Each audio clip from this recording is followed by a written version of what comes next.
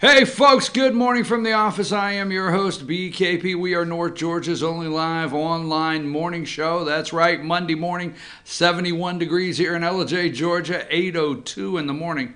Josh, 8:02, we got to start at 8. I don't care if I'm talking to you. You guys say, don't tell me to shut up. That wouldn't be nice. I don't like that word. But just say hush. It's 8 o'clock. Hush. Anyhow. Yeah, there you go. Boy, you're on. Oh man, you're right out of the box this morning. Good to be back, folks. I want to thank you, all you viewers out there, and family and friends, and all of you viewers are family and friends. I appreciate you very much. And we're going to go into that. I know Bruce and Rick filled in Thursday, and everybody did a great job Friday. I appreciate this whole entire staff and Lauren Hunter, and we'll talk more about that later. But I am back here, folks, on this Monday morning. Could not wait to get here. Let's show people how they can get in touch with the show. There you go right there. Let's start Monday morning off just like that. There's our phone number and our email address and all the ways you can follow us on social media. And hey, you know what? If you want to be on the show, you just text me and tell me you want to be on the show. That's it. We'll we got a lot to get in 2 hours, and sometimes we can't get everybody in or can't fit it in, and we apologize up front.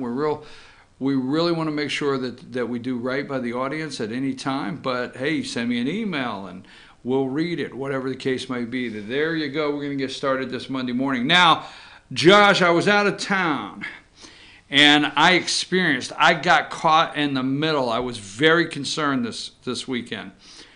I got caught in the middle of a climate change event. Now, that's what it is, climate events now. A recent climate event, it's an event. I don't know, folks.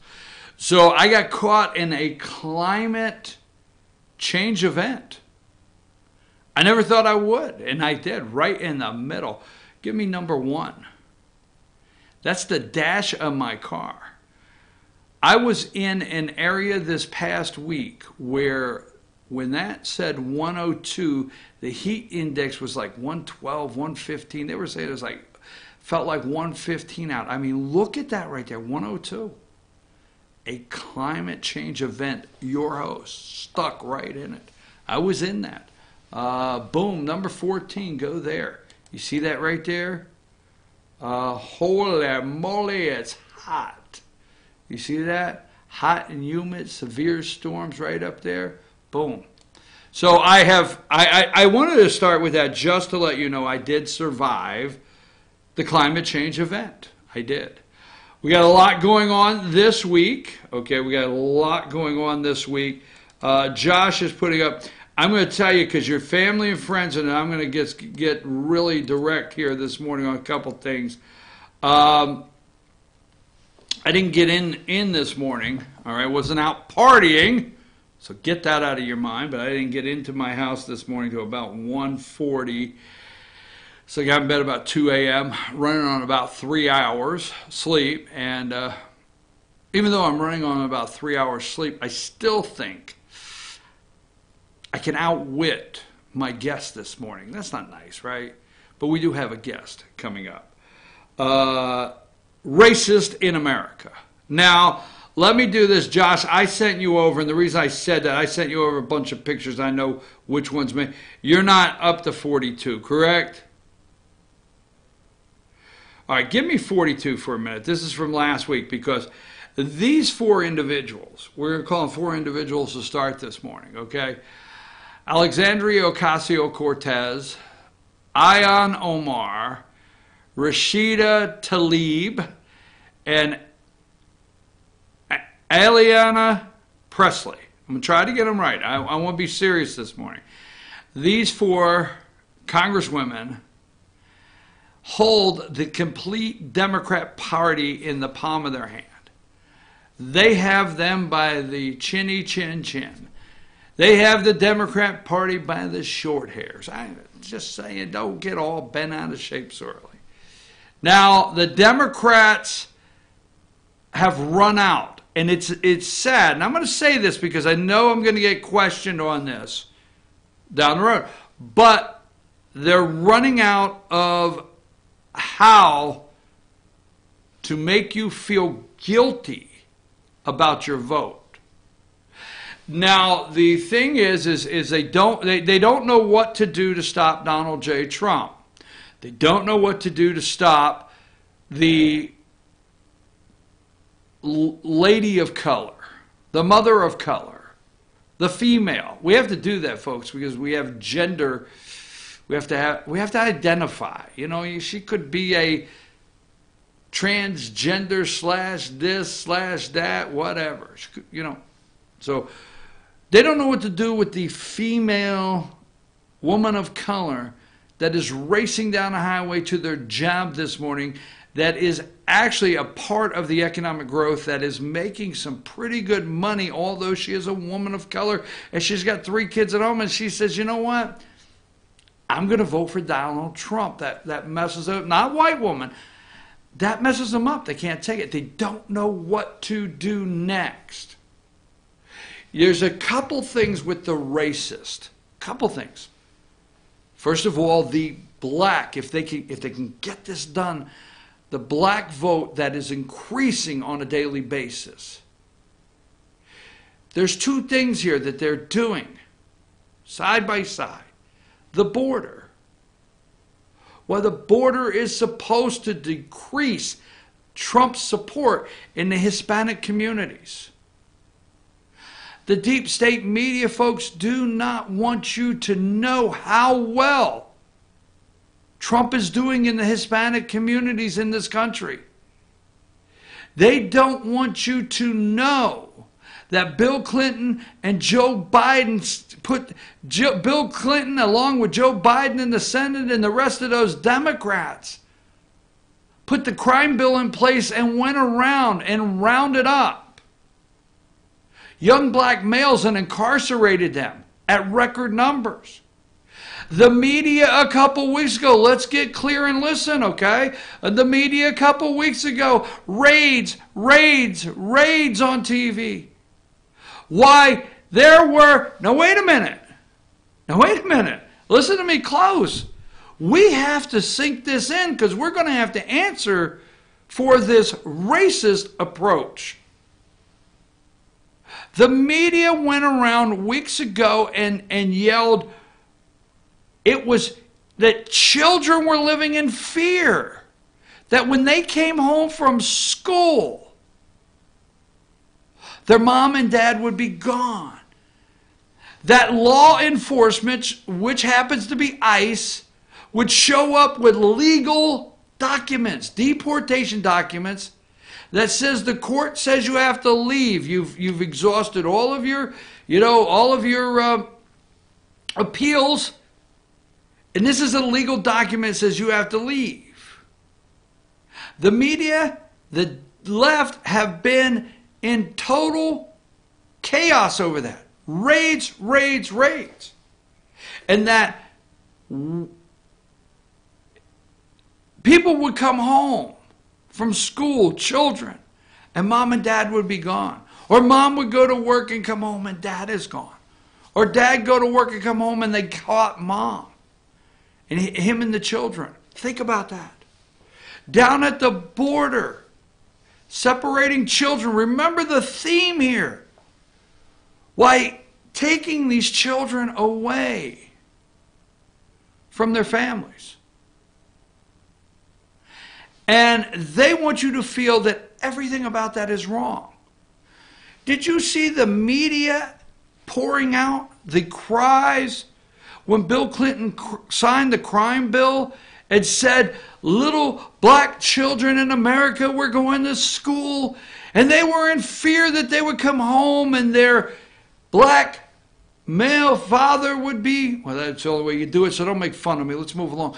Their black father would be incarcerated and they'd be separated. Did we have that same fear?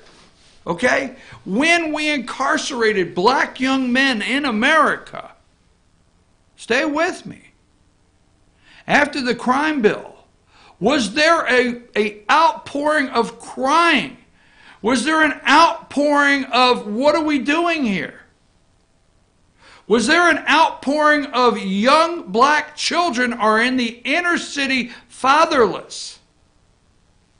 And look at the emotional scars. Look what will happen to them. Look what will go on. Was there? No. No concern. Racist. Donald Trump, the President of the United States of America, is doing so well on all levels.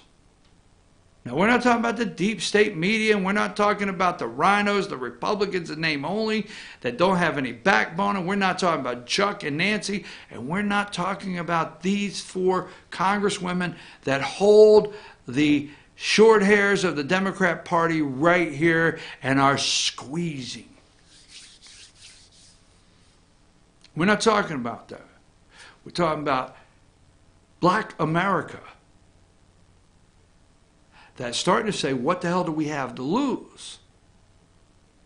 So you've got to get Black America, that if it's 15 or 20%, to say, no, we can't vote for a racist. They have to label this man racist. So Black America will walk away from the polls and say, I like the guy, but I can't go with the racist. And then what happened to Barack Obama? How did he get elected? They're going in the playbook. The left always goes to the playbook, folks. They do. And how did Barack Obama get elected the first time? Not to discount the collapse of the economy, okay? But white guilt. White guilt in America. Why the white man and women said, we're sorry for racism. We're sorry for slavery. We're sorry for the way the black man and woman has been treated. So we want to erase our white guilt. So we will vote for you. So we have the black vote where, hey, we can't vote for a racist. And then you have the white vote, all right, the lily white vote, all right. Well, the lily whites was Herbert Hoover. I wish people learn when Herbert Hoover spoke to call the group the Lily Whites. Anyhow, but you have the Lily Whites. You know, let's just say they drive them fancy cars. And they drop the kids off at private schools, which is okay. The white guilt. Can we get that percent back? The white guilt. And then can we enrage the Democrats to get riled up over racism in America? Now, I am very disappointed in a lot of people. And when I say that, you know, I have levels, and I'm angry, this, that, and everything, but I'll tell people, for me, don't let me tell you I'm disappointed. When I get to disappoint, I'm just really disappointed, okay? And everything's blowing up, and we know the chant, send her back, to 13 seconds. Oh my God, there was 13 seconds chant. Send her back. What a racist chant. No, it was not. We're talking about Ayanna Omar from Minnesota. She's from Somalia. She is not born and raised here, but she is a U.S. citizen. Yes. You look at Somalia, you look at the government, and you look at this woman's rhetoric, what she has said, period, just what she has said, is very anti-American. That's my opinion.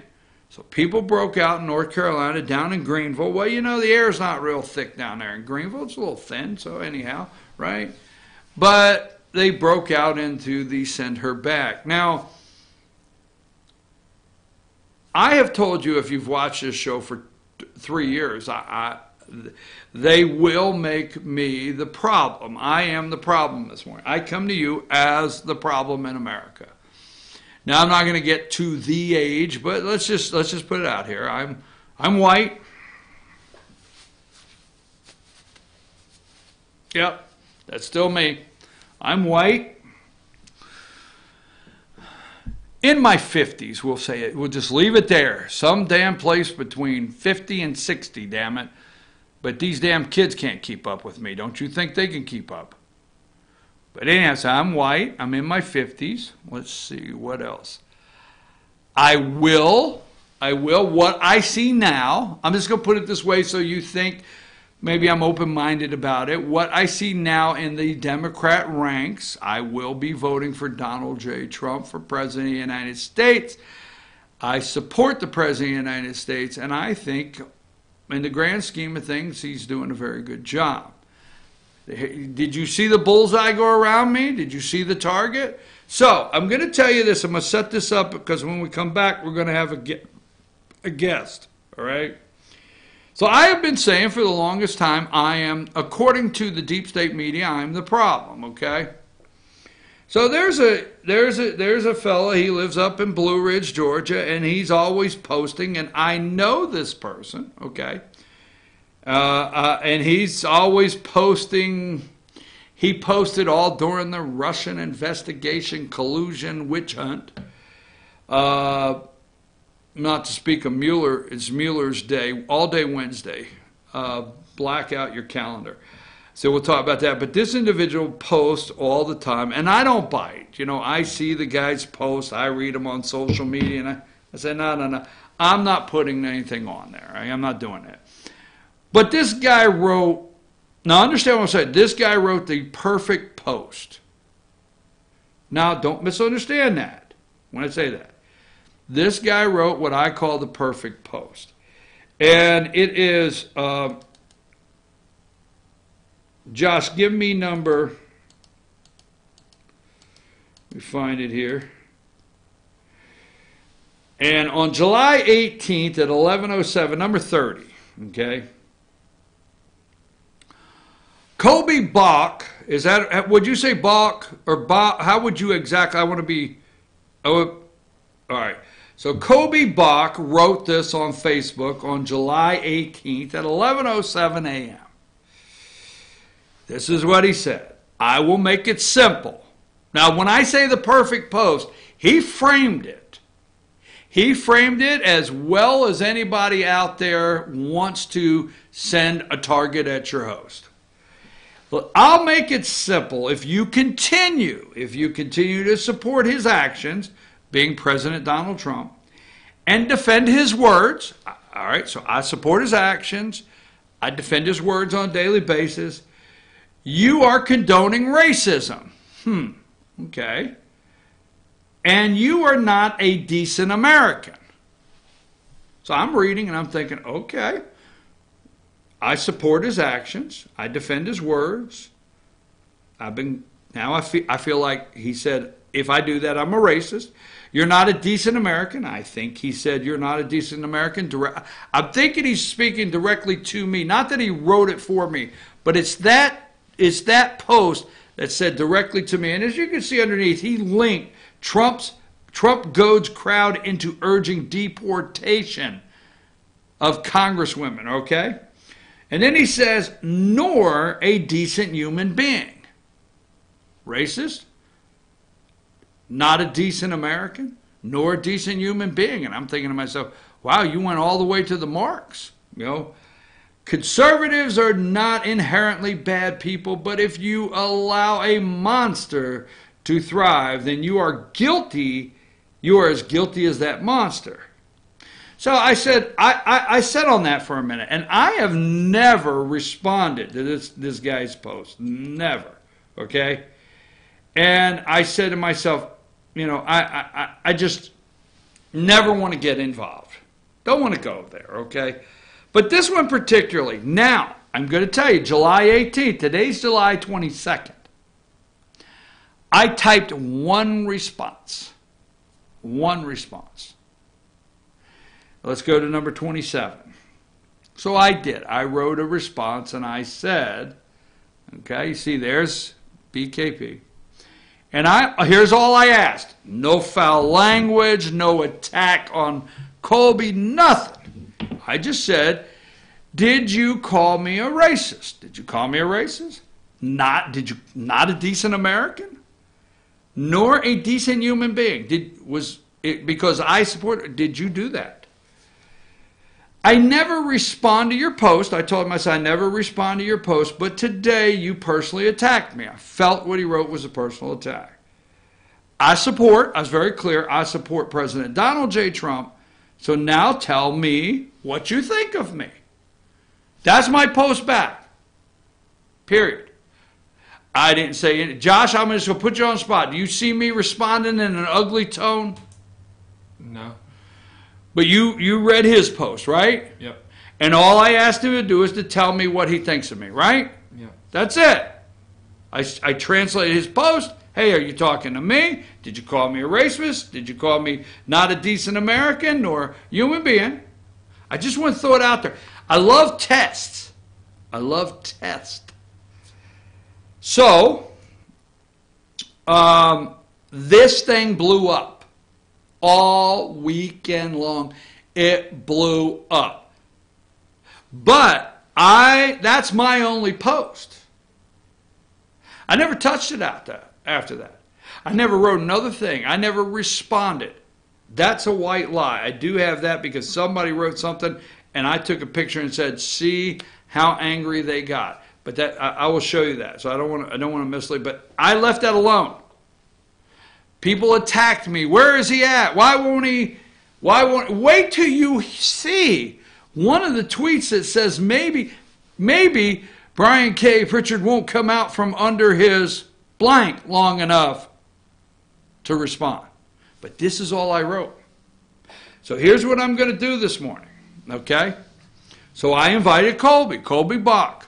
I thought, hey, this is America. This is what we're at. Now, let me say this. Let's go to number 39. Okay? Really quick. Trump rally goers incredibly patriotic. Won't say if send her back chants were racist. Okay? Let's go to Minka and Joe, number 38, as they're in Florida enjoying their tax breaks this morning in Florida. Trump questions critics' patriotism. Says Congresswomen not capable of loving our country. All right? And let me give you one more, and we will go on to, let's see.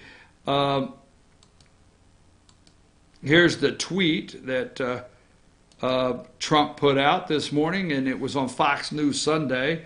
Number 32 here. The United States under President Obama has truly become a gang that couldn't shoot straight. Everything he touches turns to garbage. So they found a tweet about Obama that Trump put out in 2014 because Trump said that Alexandria Ocasio-Cortez said garbage. Two things I got to go because we got to get ready. Let me put this here. Number 12, the Mueller report Wednesday. There you go. There's Nadler, chair of the House Judiciary Committee, saying that, yes, we have evidence of high crimes and misdemeanors. So that is the all-day special coverage. You look in the corner. The reason I take the pictures, Wednesday on CNN, the Mueller hearing, special coverage, 8 a.m.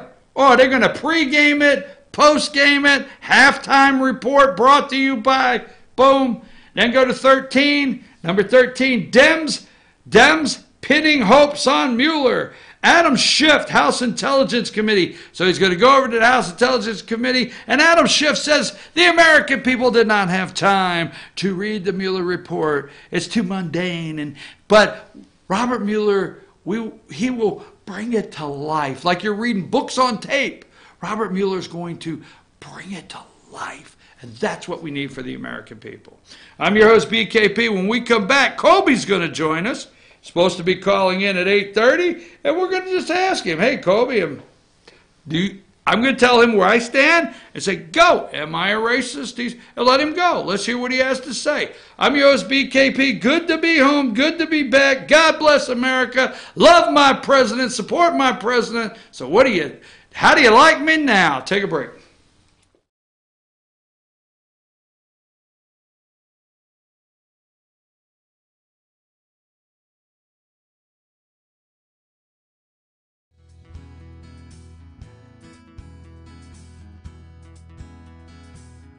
Hello, my name is Chad Watkins. I'm the manager at Larry's Body Shop. We are a family-owned and operated business and have been serving the North Georgia area since 1978.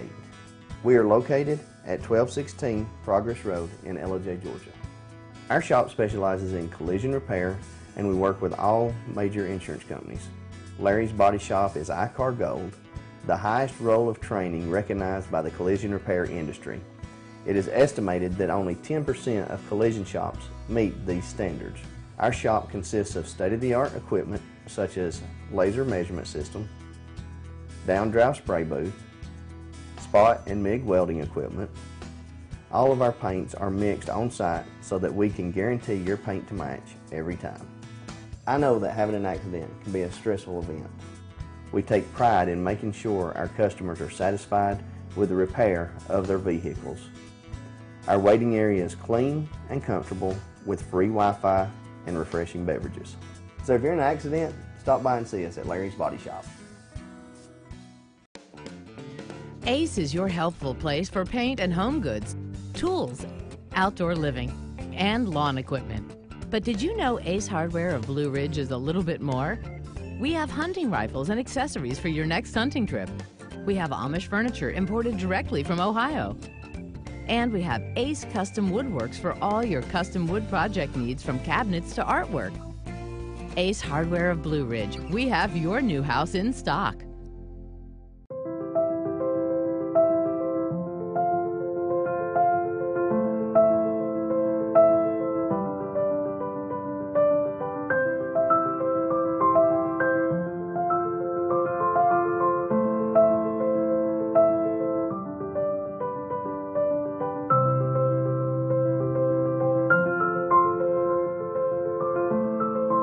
North Georgia Diamond is your source for diamonds in North Georgia.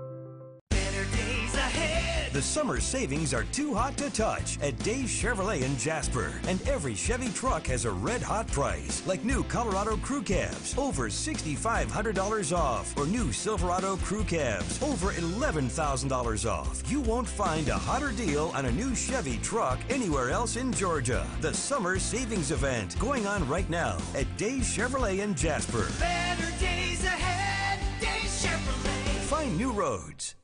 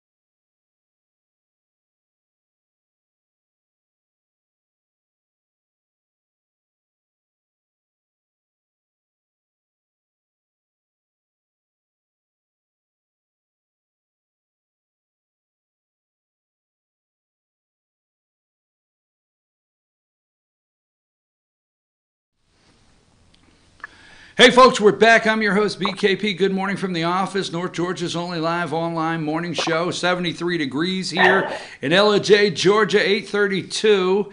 And I tell you what, Josh, let's just tell everybody real quick how they can find us. So if they want to respond to this segment, that's our phone number on the bottom, our email address, and all the ways you can follow us on social media. Joining us on the line now, Colby Balk is with us. Now, let me set this up, Colby. Good morning. How are you, first of all? I'm fine, sir. How are you doing this morning? I'm doing great. Now, let me set this up, okay? All right, and you're going to get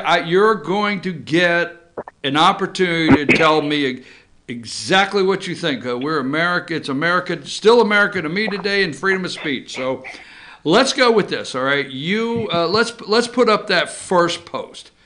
Now, first of all, and like I said, I'm not going to make this long, Colby, but at the same time, I want our listeners and viewers to know a couple things. Now, you and I, we know each other. Well, I mean, we bump into each other in town, up in Blue Ridge or somewhere. We know each other. We've said hello. We've had phone conversations in the past about some other things, and they have never been ugly, nasty, or anything of that nature, correct? Correct. All right. Now, you post a lot on Facebook. This is where I'm setting it up because I want our viewers to come into this. You post a lot of things on Facebook that are political. I do, too. We just don't post the same kind of things, but you post a lot of political things on Facebook. I never respond. I absolutely never respond. But the other day, on July 18th, and we're going through this racism, it seems like the conversation on every news network is something to do with racism. And I never respond, but you wrote this. This is what you wrote, and we have it on the screen. I'll make it simple. If you continue to support his actions and defend his words, you are condemning racism, and you are not a decent American nor a decent human being. All right? So I know you didn't write that to me, like, hey, Brian, look at this. But I want to say this. When I read this, I felt that was to me. I mean, because I'm going to go there, and then you're going to have the mic. So, Josh, put up that next one we're looking at this morning. So I went out, the next one, I went on and I said underneath, and I know you know this, I said, did you just call me a racist?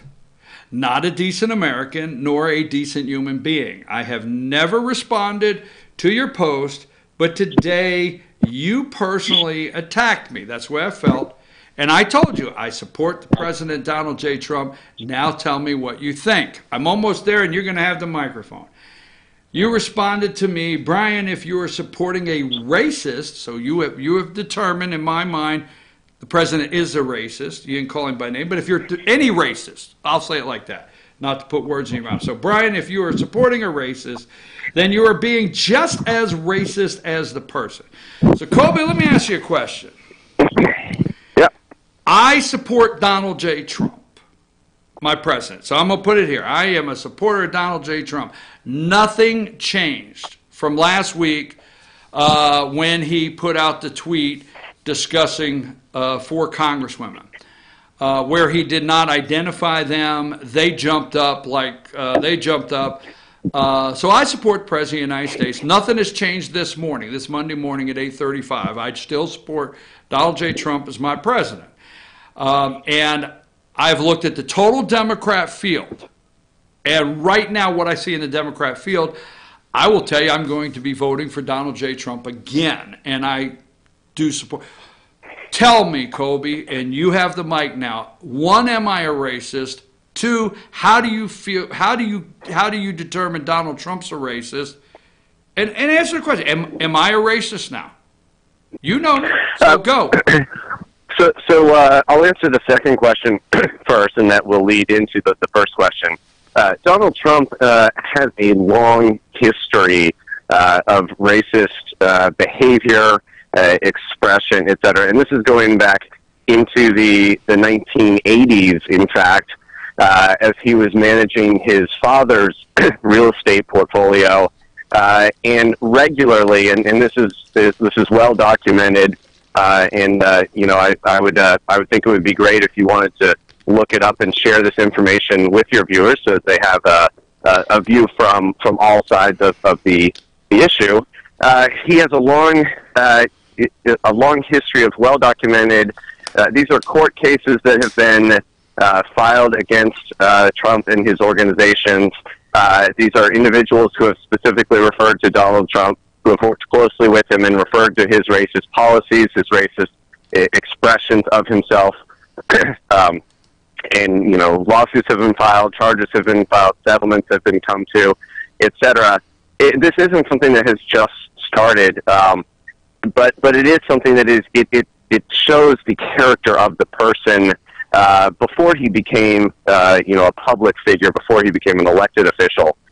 During the time at which he's been running for office and in office, he continues to knowingly incite the racist tendencies of many of his followers. He revels in the attention that it gets him. He basks in the glow of feeling popular because he is expressing what many people are feeling inside, this inner deep racism that many people, unfortunately, in our country still feel today.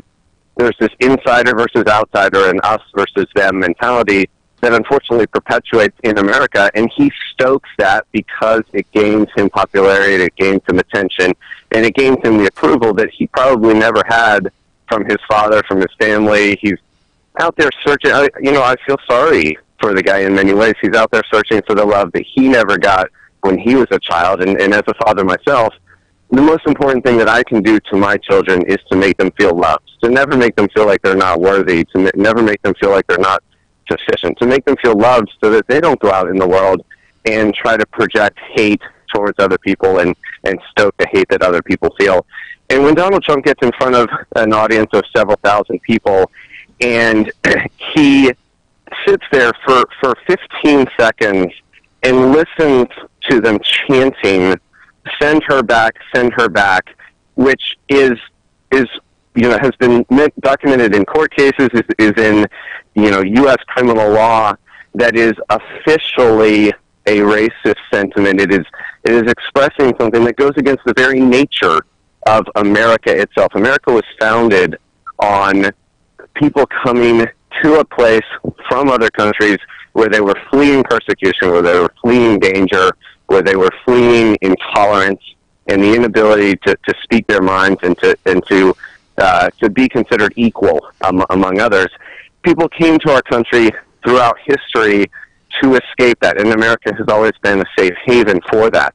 And that's one of the most crucial aspects of being an American, is that we take care of outsiders. We bring them into our fold.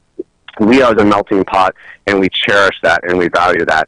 And what Donald Trump did in front of that group of people, after making, his tweets that he, again, knew would stoke the racist tendencies of many of his supporters. And I do understand, and I do want to differentiate that there are many aspects that people have mentioned. They said, well, I don't like his behavior, but I like his policies. I understand that. And I don't think that if you like his policies that you are a racist person. I don't think that if you prefer the Republican Party or prefer a conservative ideology that you are a racist. But what Donald Trump has done is he has stolen your conservative values. He has stolen your Republican Party. He has taken away what makes your values important and relevant, and he has tarnished them with his racism. And so what I would say to you is, if you are continuing to support his behavior and his position as a role model to Americans and people all over the world, then you are condoning his racism. You are putting your stamp of approval on his racism.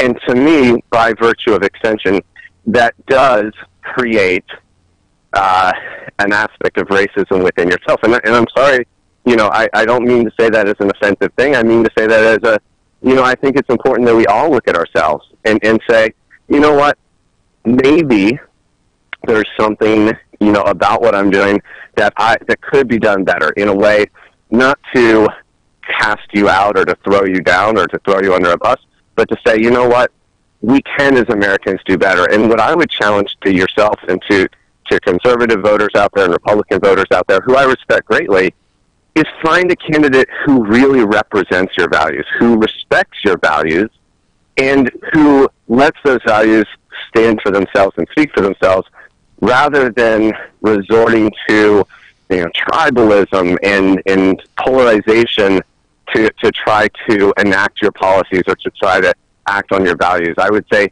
find a candidate who better reflects what it means to be an American, which means we welcome people from diverse backgrounds. We welcome people who have different opinions, and we celebrate those people in our national public spotlight.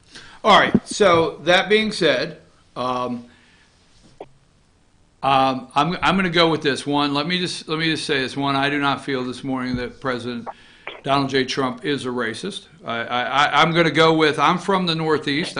Very seldom do I throw that out here where I live, but I'm from the Northeast, and I grew up during the days of Donald Trump developing in Manhattan and all over New York and being on the nightly news. But I'm going to say he's not a racist.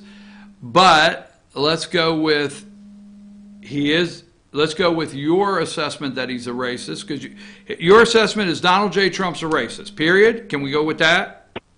Correct. Okay. And your assessment that I heard, that if you say it's his policies that you like, that's one thing. But if you support the president and you support what he is doing and his tweets and things of that nature, you're sharing that you have to have some sort of racism.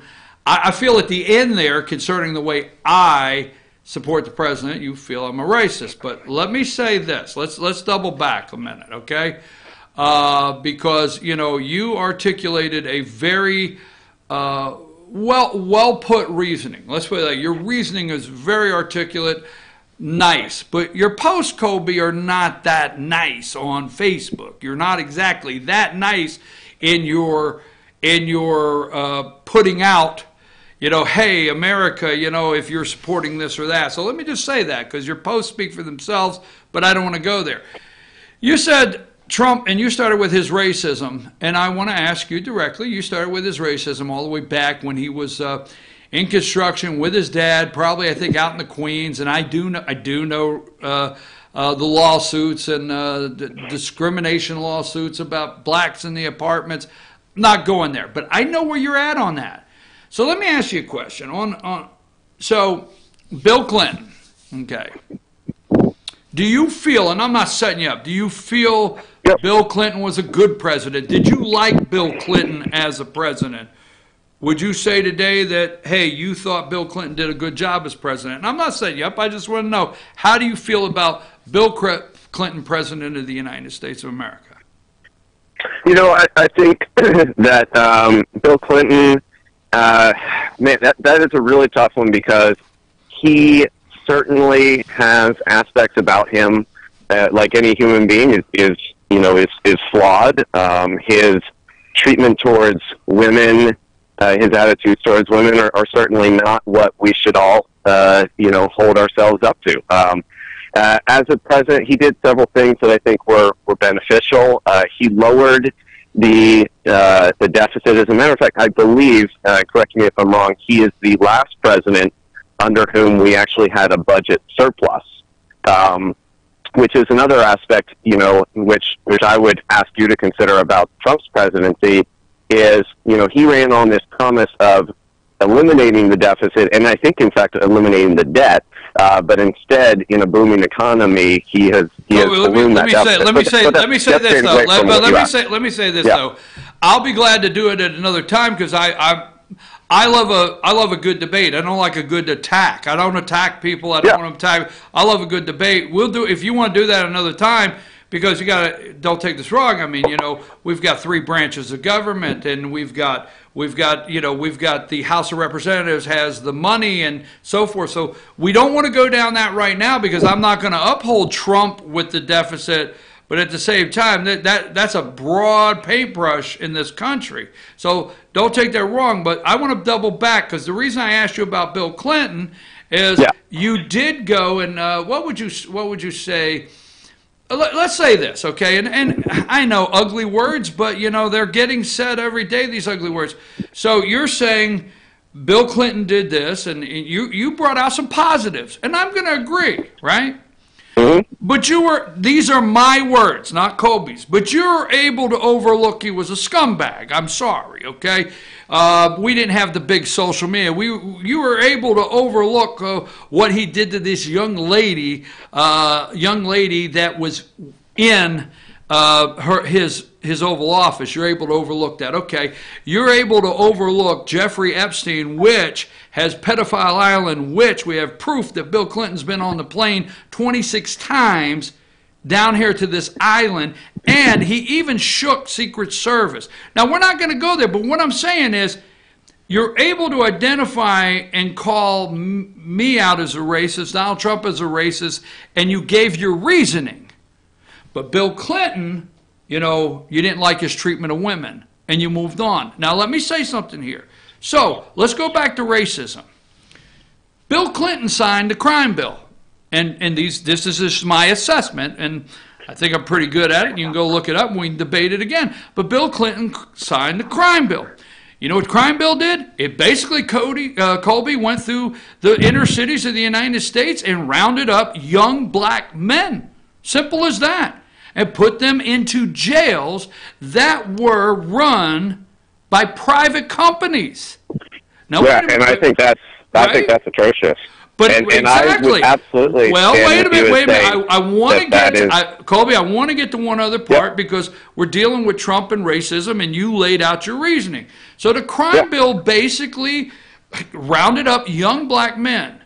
It separated these young black men from their families. Now, if you go and do a study on young males, black males in inner cities that without fathers and they went to prison, okay, the crime bill incarcerated record numbers of black men. So, Colby, Trump's a racist, but nobody talks about his criminal justice reform. The criminal justice reform that took place, that Donald Trump led the way, do you know who the biggest benefactor is? Black males that are incarcerated. That's actions. Those aren't words. That's actions. Let's just take that right there. Are you really sure you can label Donald Trump as a racist over these 4 congresswomen? No, I think it's a body of work. It's a complete lifetime of evidence. There are hundreds of incidents of both words and actions that have showed that over a lifetime that Donald Trump has acted in significantly and demonstrably negative racist ways, and this is just a perpetuation of that. And what the problem is that each time that he does something, people are not saying to him, "This is inappropriate. That's enough. No more of this." His own party, several members of his party, courageously are speaking up and saying, even of his own party that benefit from him being in a position of power in the presidency, are calling him out and saying, "You know what? Drawing a line." That the chair of the Republican National Committee even spoke up and said that was too far, that was inappropriate, that he shouldn't have done that the chanting was wrong, all of these things. Yet nobody is calling him out and holding him accountable for these words and actions. So these words and actions continue, and that's exactly what happened in Nazi Germany. Was that nobody told Hitler, "What you're doing is wrong." Nobody said, "You have to stop it." And so things got worse. You're better than they that, continued. Colby. You can't equate Donald Trump to Nazi Germany. You can't do it.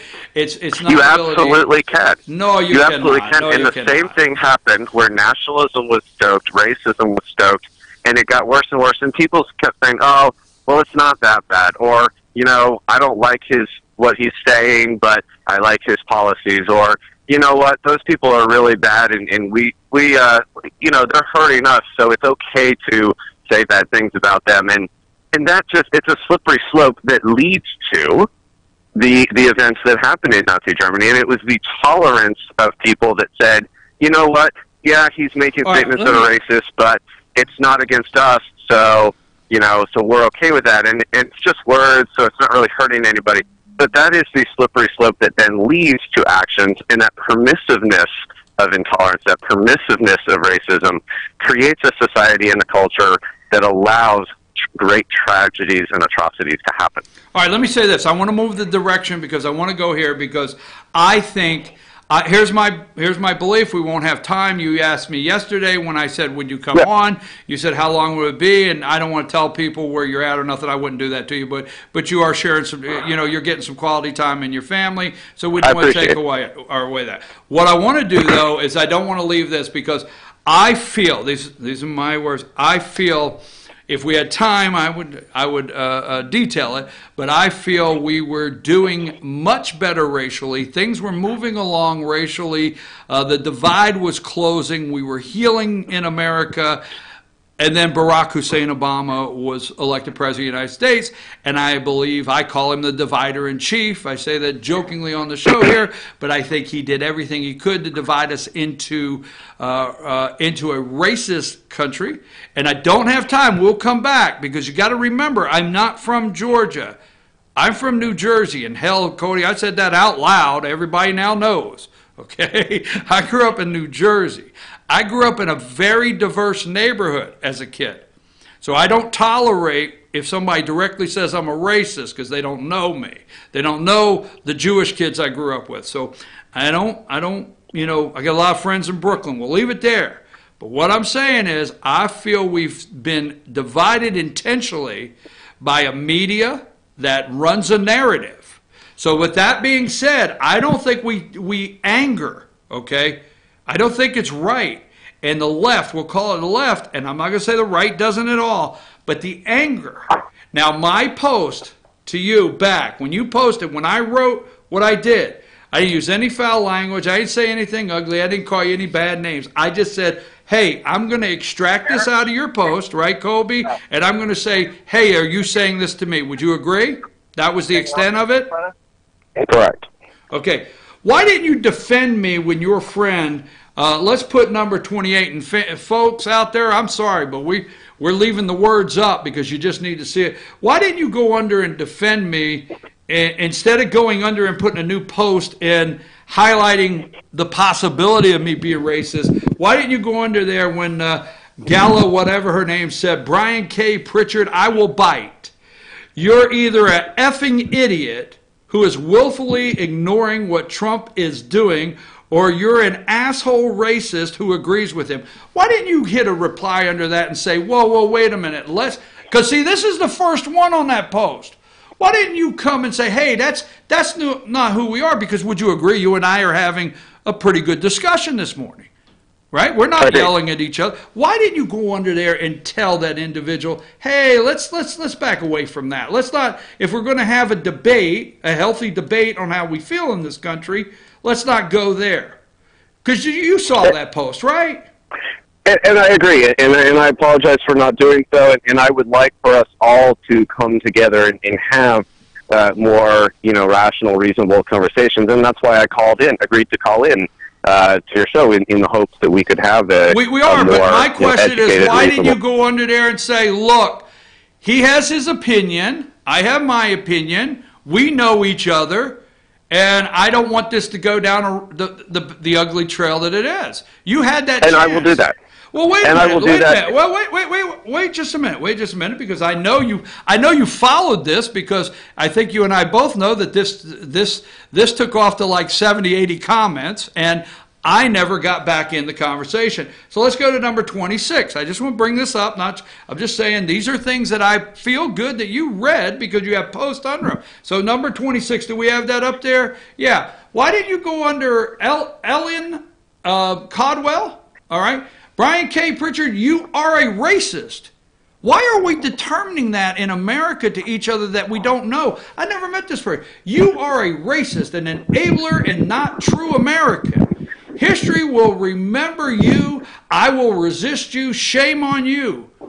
Well, I'll have to tell you, that is 20 times uglier than the President of the United States tweeting out, hey, if you don't like this country, leave. I just got personally just attack there. And I want to give you one more, and I'll give you a chance to say what you want. And I know you're, like I said, you're spending time with your family, and I don't want to take that away.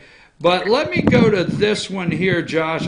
I'm pretty sure I have it here. And stay with me, Cody. I thank you for bearing with me. I had one more I wanted you to look at or make a statement on. Okay, so Nicole, let's go to 25, Josh. Nicole, all right. Brian, darling, it isn't the word your people are for situations like this, snowflake, because it's blizzarding out there, baby. Now, I'm not upset with that. I'm not mad at any of them. It's freedom of speech. But here's the one I really like that I think you should have took a minute as a person that you and I know each other, and I don't mistreat my fellow man. Let's go to number 24, and then we'll walk away from this, Cody. And I feel good you've read these. Number 24, Nicole and Andrea posted, guys, this is all directed at me. Somebody they don't know. Guys, he seems too triggered to answer. See, I didn't answer. I didn't get in the back-and-back battle. When I seen it was going to get ugly and we couldn't have a conversation, or maybe he's stuck under his white hood. So many questions. Bri. I'm stuck under my white hood. Colby, let me ask you a question. Do you know who Robert Byrd is? Former Senator Robert Byrd, Democrat. Do you know him? No, sir. No, sir. Right. Well, former Senator Robert Byrd, that has not been dead that long, okay, that has pictures with several people that I would say you like, not, that's drawing an assessment. He was like way up, Democrat, with his white hood in the KKK. Do you know the Democrat governor, Ralph Northam, in Virginia? Have you followed any of him? He is the governor of Virginia. His name's Ralph Northam. Have you heard any? Have you seen any of his stuff or looked at his stuff? Have not. Okay, you have not. He is a Democrat. He is the current governor of Virginia. And in his medical, he's a doctor, in his medical yearbook, there's a picture of him in blackface and his best friend with a white hood. He's a Democrat. Now, let me ask you one more thing, and I'll walk away, because this goes all the way back to the Great Society. And as you started out this morning in studying Trump from Queens, let's just go back to the Great Society of Lyndon Baines Johnson. Now, I don't know your age. I personally don't remember him. I was just a very young kid when he was president, just a baby. But do you remember Lyndon Baines Johnson, the president of the United States, Democrat president? I know who that is. I was not alive during. But you're not okay, even though he wrote the Great Society. And if you take the time to study that, okay, you're not okay if he ever made a comment that said the ends, the N word, the ends. I'll have the ends voting for us for 200 years. I think it was. You're not okay. You're not okay with him saying those kind of things, right? Of course not. Okay. What? I guess my question to you, and I know you got to go, friend. You got to go. You're going to be with your family, and I'm going to give you all that respect. I think we can come back several times, and we've had a good conversation. Why didn't you defend me on stuff like that? Why don't you go tell that woman, say, that guy's not under a white hood. That's not who he is. Why did you see those and leave that out there? Let me ask you a counter question. Why, when you have in any of your previous posts, previous conversations, when you have ever heard anyone issue a comment which is demonstrably offensive, demonstrably racist, talking about, let's say a gay woman as a lesbo, using offensive language, using offensive expressions of themselves, have you and do you make a concerted effort, and can you show this, that you have refuted those people every single time and stood out and said, you know what, that is ridiculous, that is offensive? Because that is what I am asking for people to do. And you know what? I have not responded. There are certainly times when my posts elicit, a lot of polarization, and I lament that. I wish we could all come together and sit down and have Colby, the constructive conversations. clarification on that, you're 100% right. So if I'm sitting somewhere, listen, I'm going to say candidly, okay? I'll tell you 3 times where I'm from. And when we were 10 years old, we weren't in the deep south. We weren't in Mississippi. We were in New Jersey, okay, about 35 minutes from New York City. So when we went and played baseball, 12 or 13 of us 10-year-old kids said some pretty rough stuff. And we were not in the deep south, and there was kids that said rough stuff that was Jewish, whatever. Go on. Leave it there. What I'm getting at, Colby, is this was your post. So if you wanted to say, hey, if I see somebody call somebody a lesbo, I should nix it and say, don't do that, I get it. But or not do it yourself.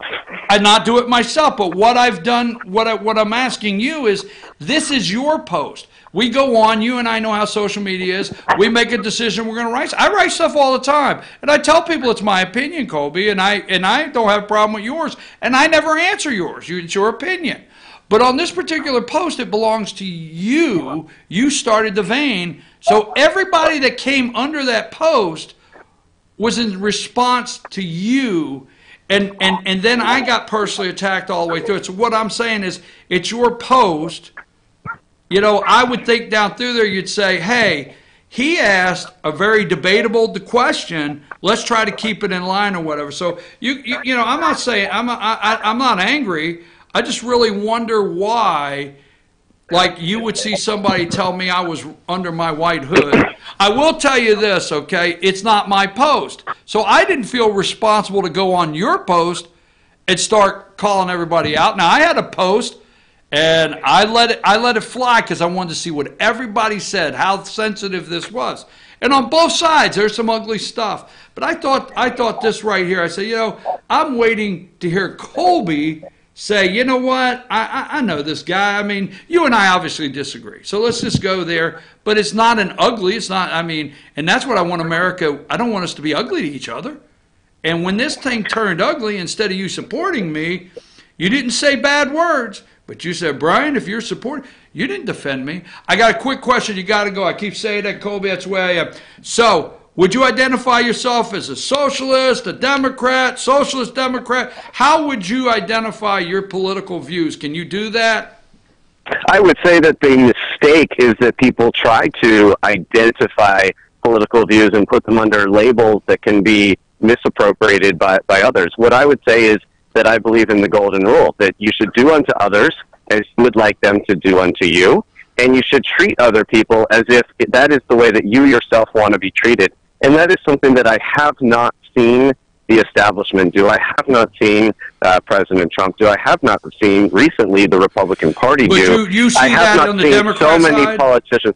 I see a hugely flawed organization in the Democratic Party as well. I see that there are many people who take advantage of the system, and that's why I said I don't like any of those labels. I think what we should be doing is bringing America back to the values that make us human beings, that make us people, and stop giving power to these politicians who are spewing hate, who are spewing on both sides of the aisle. I hold, you know, Democrats as responsible for, you know, for their negative behavior as I would hold any Republican or independent.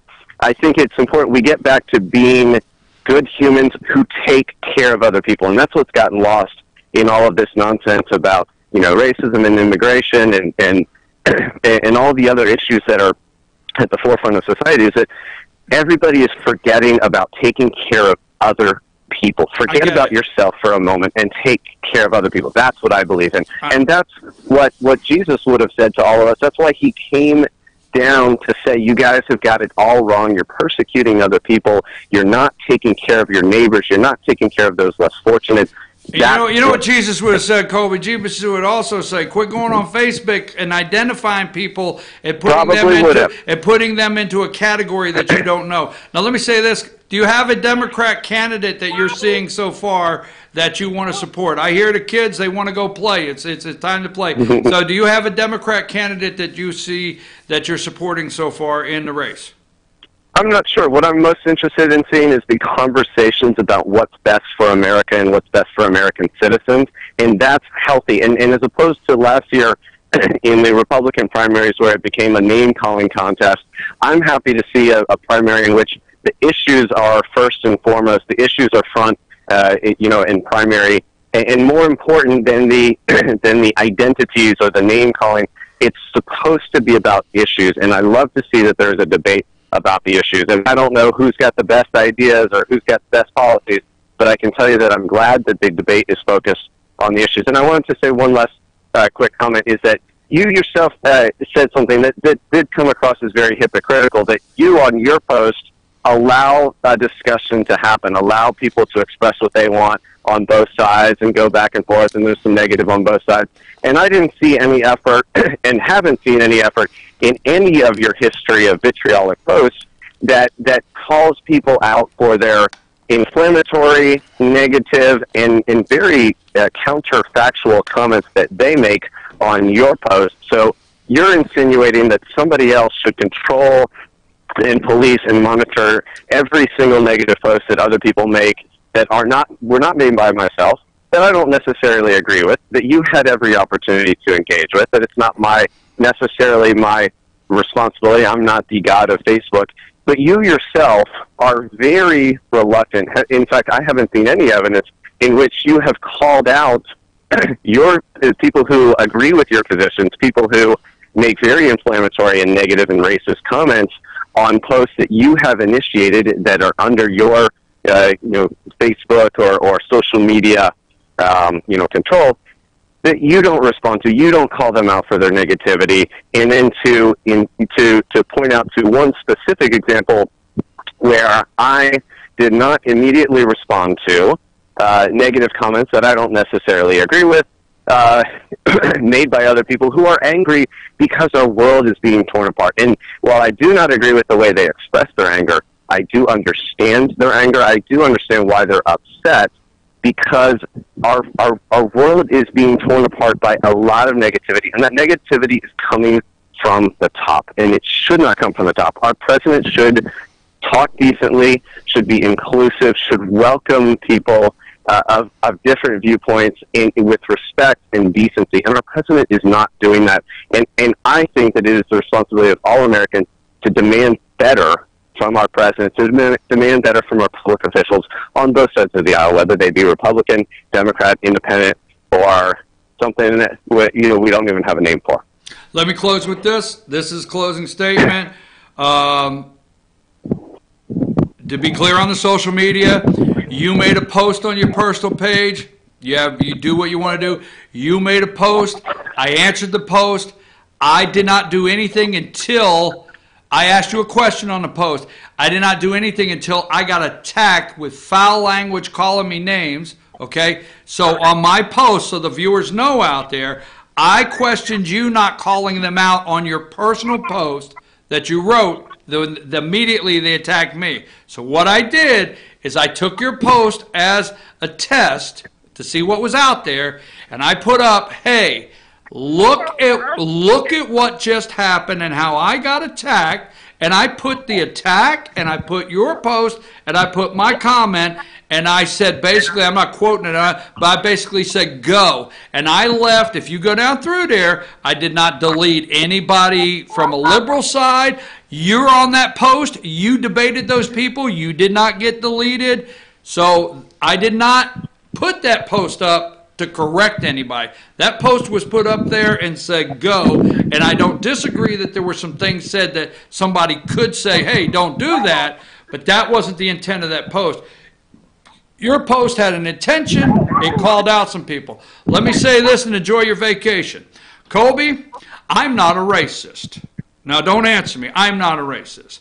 I am tired of you, when I say you, the big word, the people out there that look at me and say I have white privilege. I am tired of people looking at me and say, because I'm in my 50s, I am white and I support the president, that I am racist or I am a nationalist. I know nothing about nationalist. I know nothing about KKK. And I'm going to quote the President of the United States, there's not a racist bone in my body. I will tell you in a nice word, and I'm not using any foul language, I did not appreciate you going online and identifying me. And I'm tired of being identified. I think you got to look at some things different if you want to have the conversation. We had the conversation this morning. But if you go back and read your post, Kobe, I think what you did is you told me I was a terrible human being. It's in black and white. Read your post. You told me I was a terrible American. Read your post. I have worked since I was 16 years old and paid my taxes. And I know you do too. So I appreciate you very much. Enjoy your family. Enjoy your vacation. But let me say this before we go. One, you asked me last night if we were going to have a good conversation, and I said absolutely. So did we do that this morning? I agree. I think it was a good conversation to have. I hope America can have more of these conversations. I would like you to please consider the behavior of the person that you are supporting and the impact that behavior is having on America and on the world, and the destructiveness of that. And just take a moment, soul searching, look inside and think to yourself, is this the person that we want representing America, that we want, leading and being an example to people? Is that behavior, or should we all be speaking up, regardless of ideology? Should we all be standing up, speaking out, and saying, that's enough, do not continue to act like this, let's get someone else in there who can speak to our values in a way that does not destroy our values and does not destroy who we are as America, and that does not create this system of hatred as a means to an end, rather than something to be. I'm looking at the clock, and I'm as guilty as you are. I'm as guilty as you are. You need to go enjoy your vacation. But one more question: will you come back on and we pick some subjects and continue our debate? I'd be happy to have another constructive conversation with you in the future. All right, I'm going to leave it with this, and we're going to hang up. Kobe, enjoy your vacation. I do feel it. I do feel and think I can prove in our next conversation that the Democrat Party are the true racists, and that might be our next subject, and then we can debate that, okay? You enjoy your vacation, enjoy your family, and I hope to talk to you real soon. Have a good day. You too. All right, folks, we're going to take a break. We're going to take a break. I'm your host, BKP. Good morning from the office. I'll come back and break that down just a hair. Don't want to get too much into that, but we got Mueller time. And then we have instant replay today at 11:10. We'll go into that as soon as we come back. Josh, take us to break.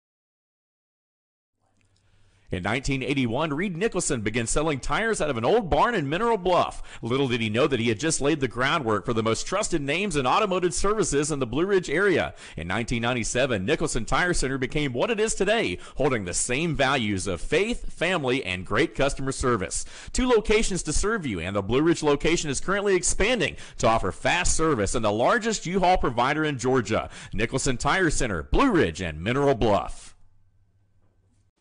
Hi, I'm Rhonda the Mattress Lady, and this is my husband Gary, owners of Mattress Overstocked in Ella-J next to Walmart. And we want to earn your business. From the time you walk in our door to the time we deliver your new mattress to your door, you will see the difference. Our selection and prices are the best in North Georgia, and customer service is our top priority. So y'all come on in and let us help you find the right mattress at the right price. That's Mattress Overstocked in Ella-J next to Walmart.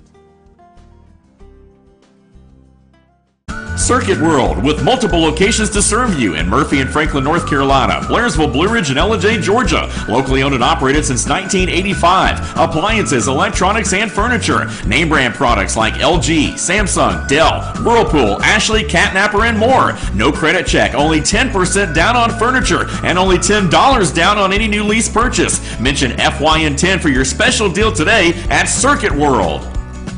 Do you feel like healthcare has become too impersonal? 3 times an hour, I'll get you in, I'll get you out. At Lifetime Medical Center, you're more than a number. We get to know you, not just your medical issues. Dr. Alana Kent is board certified in family practice and offers same-day appointments. She and her staff treat conditions from minor to chronic issues. Lifetime Medical Center, convenient to Jasper and Blue Ridge. This may sting a little.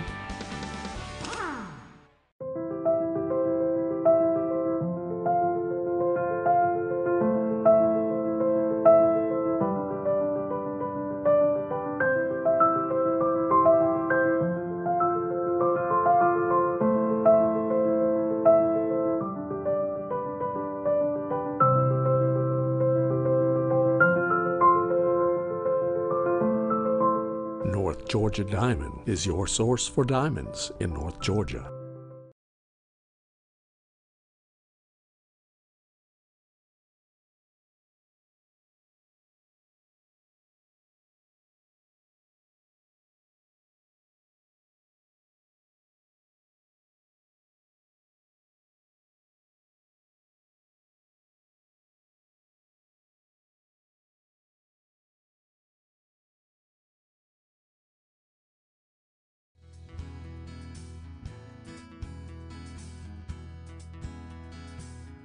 Hello, my name is Chad Watkins. I'm the manager at Larry's Body Shop. We are a family-owned and operated business and have been serving the North Georgia area since 1978. We are located at 1216 Progress Road in Ellijay, Georgia. Our shop specializes in collision repair and we work with all major insurance companies. Larry's Body Shop is ICAR Gold, the highest role of training recognized by the collision repair industry. It is estimated that only 10% of collision shops meet these standards. Our shop consists of state-of-the-art equipment such as laser measurement system, down-drive spray booth, spot and MIG welding equipment. All of our paints are mixed on-site so that we can guarantee your paint to match every time. I know that having an accident can be a stressful event. We take pride in making sure our customers are satisfied with the repair of their vehicles. Our waiting area is clean and comfortable with free Wi-Fi and refreshing beverages. So if you're in an accident, stop by and see us at Larry's Body Shop. Ace is your healthful place for paint and home goods, tools, outdoor living, and lawn equipment. But did you know Ace Hardware of Blue Ridge is a little bit more? We have hunting rifles and accessories for your next hunting trip. We have Amish furniture imported directly from Ohio. And we have Ace Custom Woodworks for all your custom wood project needs from cabinets to artwork. Ace Hardware of Blue Ridge, we have your new house in stock.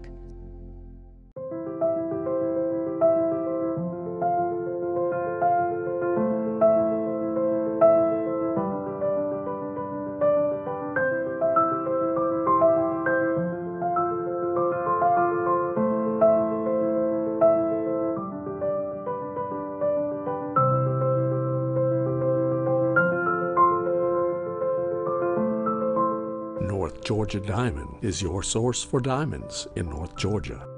Better days ahead. The summer savings are too hot to touch at Dave's Chevrolet in Jasper. And every Chevy truck has a red hot price, like new Colorado Crew Cabs, over $6,500 off, or new Silverado Crew Cabs, over $11,000 off. You won't find a hotter deal on a new Chevy truck anywhere else in Georgia. The summer savings event going on right now at Dave's Chevrolet in Jasper. Better days ahead. Days Chevrolet. Find new roads.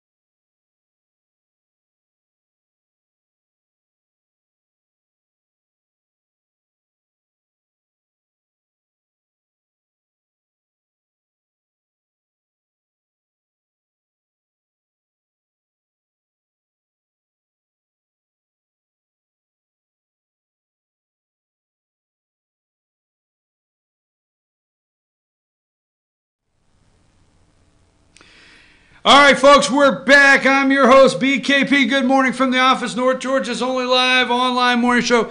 Let me say a couple things. Put up all the ways you can contact the show. There is the phone number and the email address and the social media ways you can follow us. Leave that up just a second. I want to tell you how much I just love everybody around here. I mean, I just really do. These people are great here on our staff because, I come back. I've been gone for a couple days, folks, and for some personal reasons, family illness, okay? Been gone for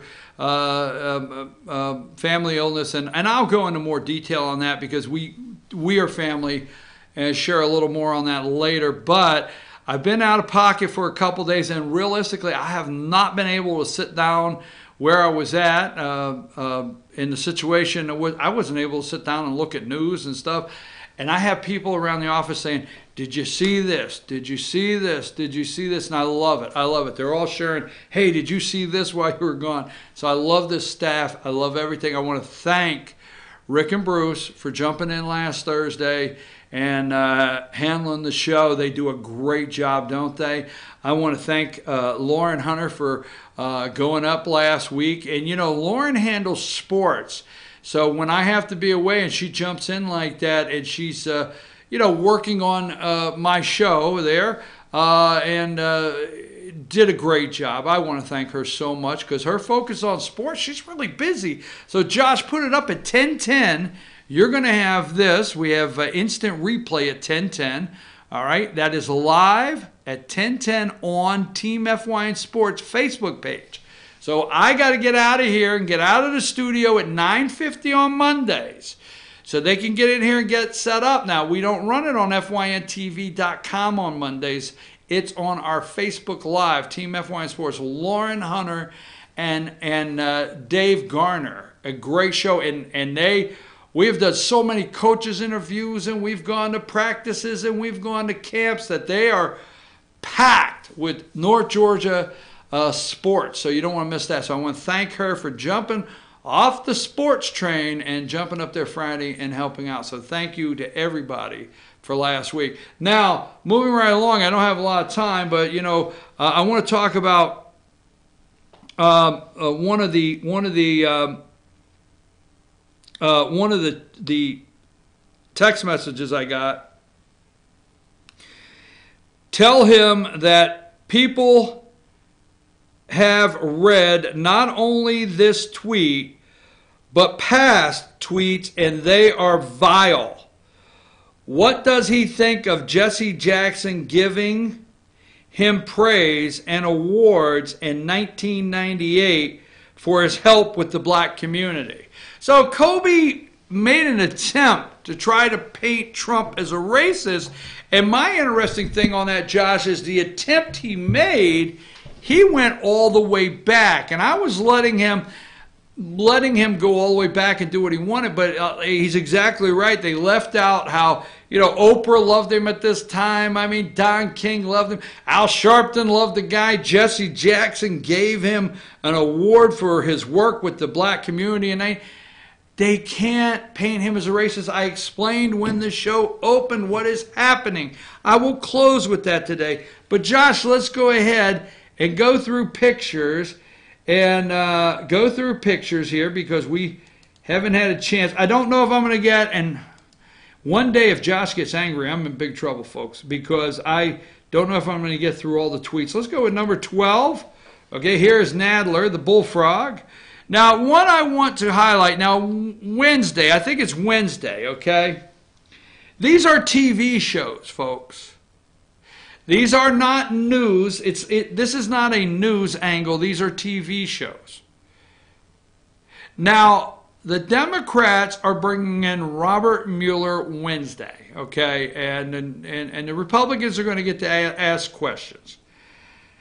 I, for one, there's a lot of them, but there's two Republicans I'm waiting for, and that is Jim Jordan and obviously Congressman Doug Collins from right here in the 9th District of Georgia. I am waiting for these questions, okay? Now, the Democrats, I know it's only Monday, but Wednesday, let me do a little pre-Mueller report testimony before the Intelligence Committee and the bullfrog there, Nadler. Nadler's, Colby, if you're listening, Nadler's a dumbass. Sorry, I apologize. Call me out for my angry rhetoric. This guy's a dumbass, okay? We know he hates Trump. We know he hates Trump all the way back from the New York days when Trump was in New York and he's a congressman in New York. So anyhow, point being is the pre-Mueller setup here is that Nadler and the Democrats will praise Mueller. Now they get 5 minutes, okay? My opinion is 3 of the 5 minutes by the Democrats will be telling Mueller what a great American he is, how courageous he was for doing this report, what he's done for the American people. Just get rid of it. Get ready, okay? This is my go throw up now. And I hate to put it like that. Go be disgusted and puke your guts out now. Sorry, I know how that sounds because I'm just telling you, don't wait till Wednesday. Because if you get angry, okay, you'll get angry. I'm going to tell you this little story. I never come and get personal on the show because, you know, a good friend of mine, a preacher, once said, look, when he started his preaching career, and I'm not getting sidetracked, but a guy said when he started his preaching career, he was very young, you know, and he would go and he would have sermons. And when he had the sermons, you know, he would bring into his, you know, the sermon his children, his wife. And you learn early on as a preacher, if you want a successful marriage, you don't want to upset your kids, your wife, leave them out of the sermon. Because you got to go home and answer, and might have a wife say, who told you you could tell that? Who said you could? So you got to be careful. That's where I'm going. So on Sundays, right, I don't listen. On Sundays, I watch the morning shows. I want to see the narrative. I want to see how they're setting up Trump as a racist. I want to see all that. So I watch the morning show. So yesterday, I'm traveling. My wife and I are traveling. And I'm not watching the morning show, but I plug it in and I connect it to the car so I can listen to them. So we're listening to ABC. We'll use that. Now, my wife does not watch the Sunday shows. I don't want her to start watching the Sunday shows. But yesterday was great because here's the thing. If she doesn't watch them on Sundays, she knows I do. She knows I go out on Sunday morning on the deck. I get my cheap cigar. I take my dog out. I get a cup of coffee, and I start watching these nut jobs all morning long just so I can come to you and tell you I know what the enemy, I don't care who likes it, I feel they're the enemy, they're doing and what narrative they're trying to push for the week. That being said, I told my wife, I said, I know you don't like them, but I got to. That's what I do is I pay attention. So I understand. So we're riding in the car, ABC, and she will not hush. Now, I know I just got in trouble. Oh, my God, you said your wife won't hush. No. She is angry. Who are these people? Who puts them on TV? Who lets them say all this stuff? This is the worst. And I mean, for an hour, I was like, hey, you're going to have to settle down over there. You know, you're going to have to settle down. I know you. I do it every week. I don't know how you listen to this. So I know, perfect example, my wife, I know how angry you get. I get it. But don't get angry thinking your anger is going to translate to the networks changing their direction. So the Mueller report Wednesday, let me get back to that. Let's go from Nadler, let's go to number 13. You know, the pinhead. You know, Adam Schiff. He's a pinhead. The Mueller report, look in the corner, Democrat presidential debates, they're advertising that. The other one, the Mueller report all day. Democrats on both of these committees. Intelligence, now the intelligence, they'll dig down in those Democrats because they want to know all the intelligence agencies that Donald Trump defied and does not believe. And your report says he may have colluded with the Russians. But it didn't say he colluded with the Russians. So why didn't you say he colluded with the Russians? When we know he really colluded with the Russians. How do you feel about the collusion with the Russians? Why did you say there's no collusion, although there was collusion, but there wasn't? You'll be like, what the hell? I swear to God, you're going to be sitting there saying, what the hell did they just say? But here's the thing. The Democrats for 2 days will praise Mueller. I mean, Wednesday, all day long. So get your upchuck bag, you know, get your barf bag on the plane. Sorry, just putting it candidly. They will praise him. They will say he's a great American. His character's beyond reproach. Why, we just can't say enough about you coming out of retirement on the sideline and saying, I will do this for the American people because I love my country. Get ready to get all choked up with that all day. Now, second, this guy here on the screen said, what? Mueller needs to bring the report to life. See, it's just like, you know, you read something, right? Or you don't have time to read it. And you say, oh, hell, they have books on tape. So you get the books on tape and you have some guy's voice reading the transcript to you. If Mueller only reads from the report, they can have his voice and they can have what he says and it will come to life. This guy said, quote, they need Mueller to test just so the report will come to life. And come to life means presidential campaign ads. Even Robert Mueller said, boom, I'm just telling you. All right. So they're hanging everything, all their hopes and dreams on the report Wednesday. We will see what happens. I know what's going to happen. Get ready. Schiff and Nadler are going to praise this guy on two sides. And then the Republicans are going to ask questions that they know he can't answer and won't answer. So, number 15, Puerto Rico governor won't resign but won't run again. Let me throw this out here. This is just a prediction ahead of time. This is going to be the biggest precursor by the Democrats for statehood for Puerto Rico. Now, we had the hurricane, right? And you and I know. Stay with me. I'll paint it real quick because, like Kobe says, go do the research. Or go do the research.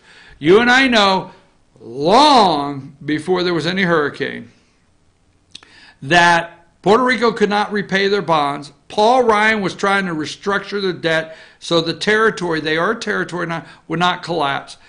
Paul Ryan put together a board, a repayment board of governors or whatever to go together and try to manage their money, a money management team. You can read all this. They were in total infrastructure, total financial collapse long before a hurricane went by and gave them all a free shower. Period. You need to know that. Second, hurricane comes in, and this is how they can mask that they're the most corrupt. But we got a corrupt territory. We're sending all of our money down there to these corrupt people that are sitting on their ass all day long playing dominoes. You check it out, okay? So we know they're all corrupt. Then we got the San Juan mayor that says, they're killing us, please save our lives. When we know she was stealing the money. You got the governor, the mayor, they all have them. We have the 100 million bottles of water because the sanitary conditions and they couldn't get fresh drinking water and we were killing the Puerto Ricans, right? Hell no, we have the pictures of the 1 million bottles of water and the prepackaged food that they never put out while the San Juan mayor was standing in the warehouse crying that Trump is killing people. And now this guy, the corruption, we have watched this. Go and Google Puerto Rico corruption. You don't have enough time in a week to read how corrupt this place. But you remember when Como, whatever it is from New York, landed down there with his big jacket and he was going to save Puerto Rico? Anyhow, point being is, research it, look at it. We're pouring money into this hellhole, and Democrats went crazy that Trump was not wanting to save their lives. No, Trump knew if you send $1 billion, they still $1 billion. You send $2 billion, it's still $2 billion. It's called take an inch, get a foot. That being said, this is, to me, their attempt at statehood. Watch and see how corrupt it is. And I'm just going to say it there, leave it alone, leave it alone. Okay? I'm telling you, Puerto Rico, all right? Here's what I think. Alexandria Ocasio-Cortez happens to be Puerto Rican. Okay? Now, she was born in America.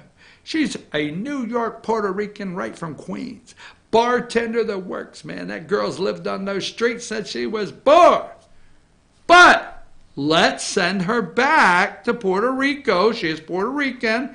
Let her be governor. I mean, I'm just saying nicely. Donald Trump said, go fix your country and come back and show. You go down there, you get the corruption out of Puerto Rico, you get the government money, putting back everything, the infrastructure, you get the corruption out of the mayor's office, the whole 9 yards. Run. He won't run again.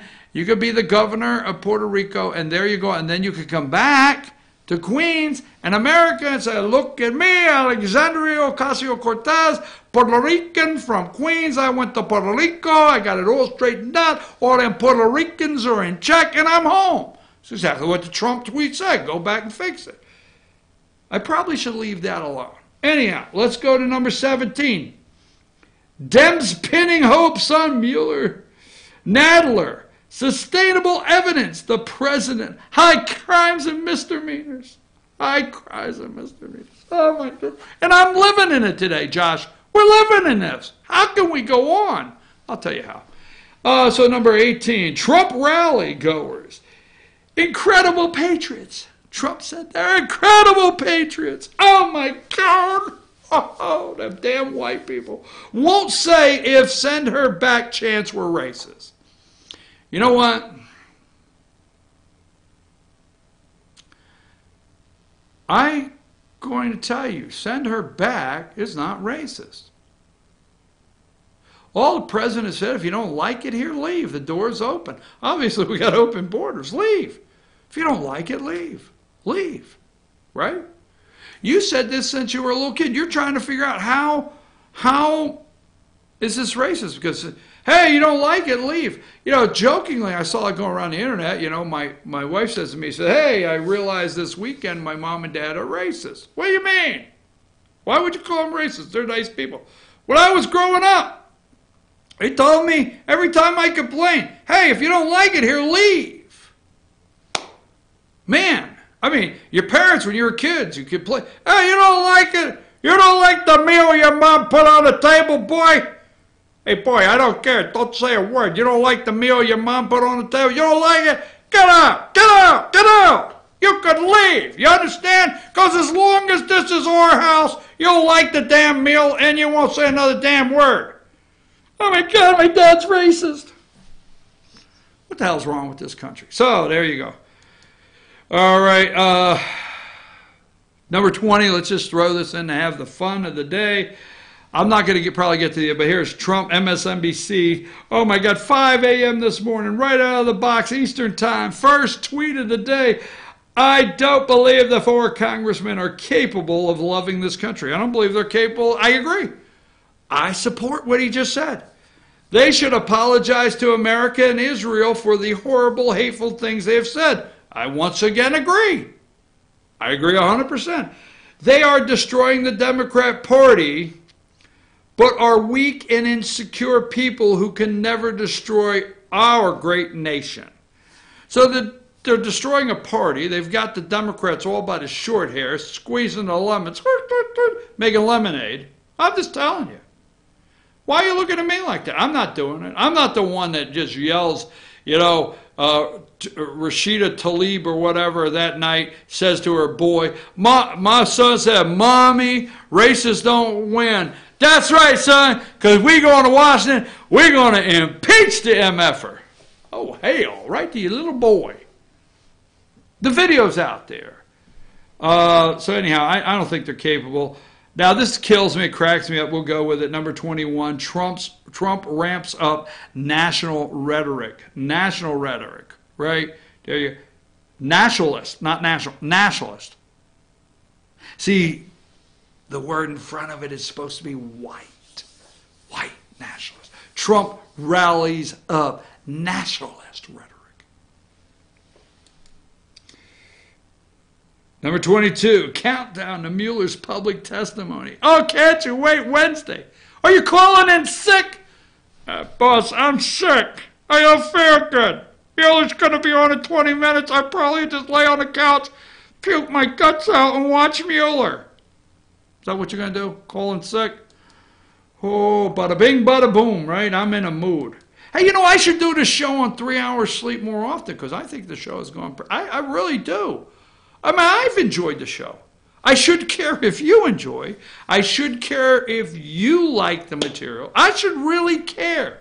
But right now, I like it. Just saying. All right, so let's make it like this. Here's one of Kobe's we didn't put out, number 31. Kobe wrote this on July 20th. It's public. Why do people despise Trump? This is what our guest earlier. Why do people despise Trump? Because they love America. There's an option. Because they love America and are tired of seeing it going swiftly down the drain. Swiftly down the drain. That's the bottom line right there. The bottom friggin' line. Let me show you the Gates of Hell Keepers one more time in their group this morning, number 33. You got Minka and Joe over there. Now they're enjoying the Florida tax breaks that they get living in Florida, so they're not in D.C. They love tax breaks. The Dems love tax breaks if they're getting it. I forget the guy, and then there's Eddie Claude Jr. and the woman that pretended to be a Republican. I forget her name. The demagogue. Say that word for me, Josh. 3 hours sleep, I can't get that one. Demagogue, right? Just saying, you know, it had a couple syllables. You knew this was coming. The demagogue and the Democrats. There you go. And we're questioning the president's false claims about the four. Number 34, fact-checking. Fact-checking President Trump's false claims. And then we got number 35. Trump rally goers, incredible patriots. Won't say if sender back chants were racist. Okay. Number 36, Trump backs off criticism of widely condemned chant. Reporter asks, what you said in your tweet, do you take that tweet back? Reporter again, number 37. President Trump, you said you were unhappy with the chant. You said you were unhappy. You told us in there you didn't like it. You were unhappy when they said send her back. You wish they wouldn't do that. What are you doing to us, President? 1 minute you tell us you're not happy, and the next minute you're calling these people patriots. Well, Mr. President. I'm sorry. What the hell was that supposed to be? President Trump, you said you were unhappy with the chant. However, the chant was just repeated. It was just said again. Oh my God, damn it. Every 1 minute you chant, the next minute you say you're not okay with it, and then they chanted it again. I've lost my damn mind, and that's on video. I got that, my mind, it's gone. It's gone, kaput, out of here. Because these damn people are so freaking crazy. Number 38, Trump questions critics' patriotism. Says Congresswoman not capable of loving this country. You're not ever capable of loving this damn country. You know what I mean? Oh my God, oh my God. Could somebody tie my shoes so I can get out and march? Trump rally goers, incredible patriots, number 39. And we have some polling data. We have some polling data, and this is it, okay? California. Out there in California, the 22, number 40, Democrat debate. Joe Biden is 24, and Kamala Harris is looking at 23. Now, this is a CBS News YouGov poll, YouGov. Biden and Kamala, and there's Warren at 19, California. Let's go to Texas, if we could, please, number 41. Texas 2020. Why, Beto O'Rourke, that almost beat the hell out of then Senator, Ted Cruz, Senator Ted Cruz. Why, Biden's up 27-17 over Beto O'Rourke. Oh, my God. Let me tell you something. I got to close. Let me say this, folks. I could write a totally phony poll. Now, let me just say this, because I might do it. I really, if I have time, I might do this.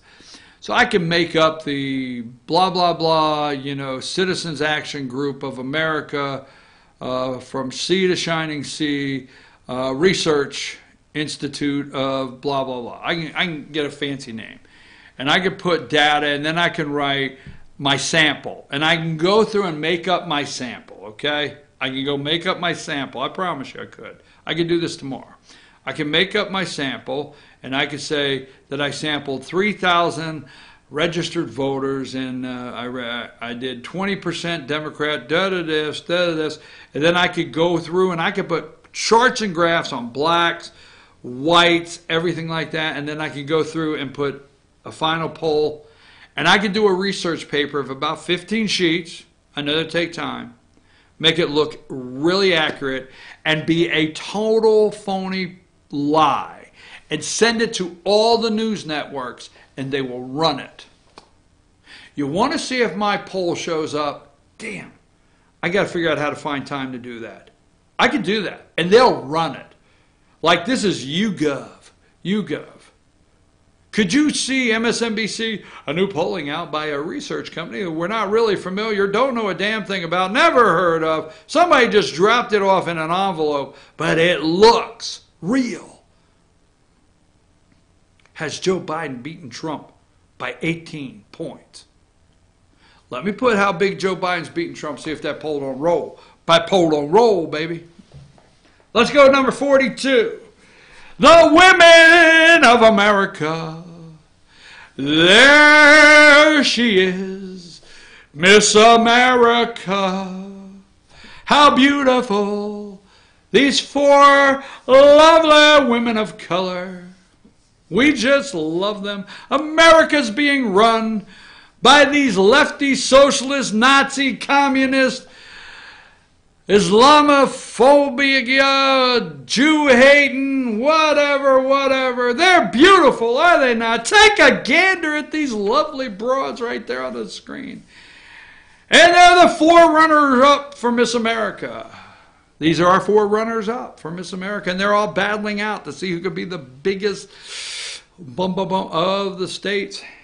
And our first runner-up is a Democrat, Alexandria Ocasio-Cortez, a Puerto Rican from Queens. Green New Deal. She's running around with the cow fart sensor when she's got time off. That's her.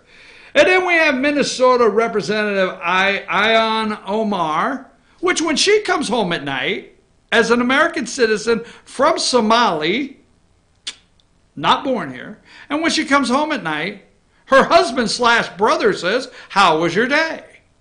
What the hell, America? And then we have the lovely Muslim, another one there, Michigan, Rashida Tlaib. Son, I'm going to Washington. Mom, why are you running? Because I'm going to Washington and I'm going to impeach that mother. Very anti-American. And then we have the sister. She's like, I think this woman's trying to figure out, how did I get with the other 3? Because she's from Massachusetts, okay? And that is Ayanna Pressley, representative from Massachusetts. She's black, period. She's a sister, period. And she wants to match the black voice with the black body. So don't just be out there being black. Bring the voice with it. So there are the 4 women of America that have the Democrats by the cojones. I'm your host, BKP, white and proud. Oh, hail. Wait till tomorrow. I might have to renounce that chant. Take us out of here. Hey, don't go nowhere, damn it. Instant replay at 10:10. Go to Team FYN Sports. Go to Team FYN Sports Facebook. There you go. And Lauren Hunter's going to be there at 10:10 saying, here's what's happening in North Georgia sports. But I'm out. White and proud. Take us out.